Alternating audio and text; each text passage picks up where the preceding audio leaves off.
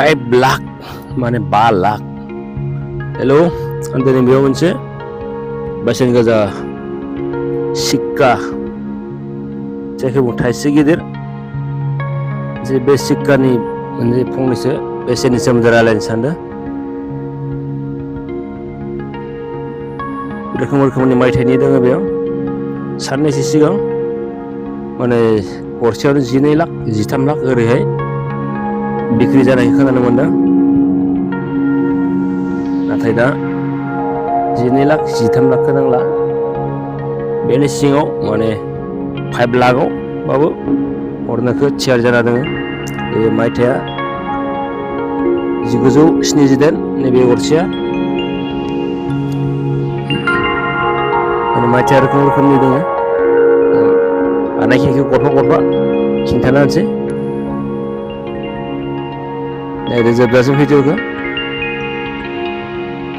बे जाबाय 1978नियानो आरो गुबुन गरसे 1981।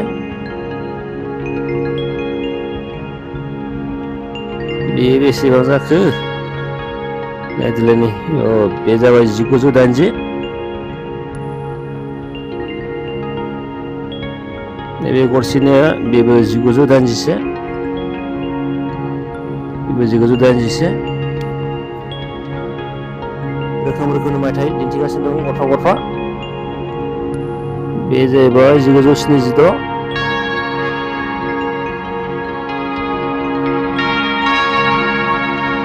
नांगौ बादि मोनगोन आरो।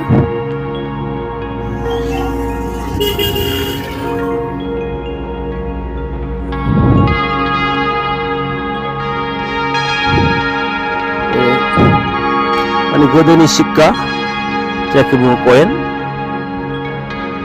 जायखौ बुङो थाइसे गिदिर।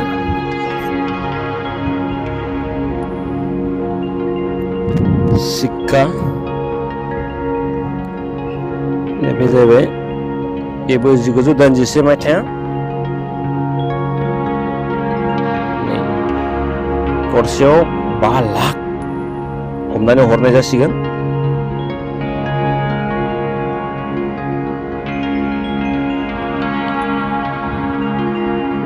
दहायनो खिन्थाखाबाय बेखौ 1978 मायथाइया।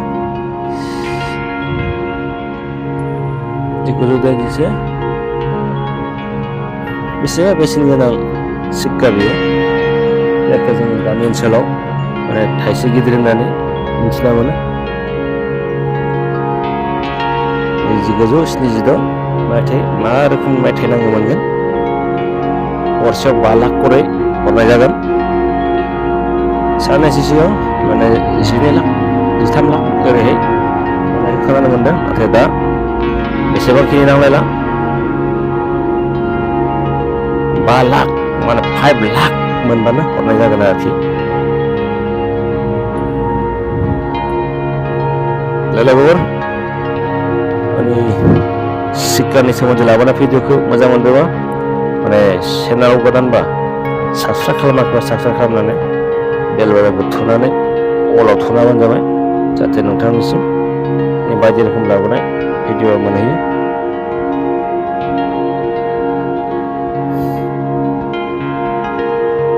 बे सिक्कानि सोमोन्दै सोरनोबा गोनांथि दङबा माने कमेन्ट खालामनो हागोन।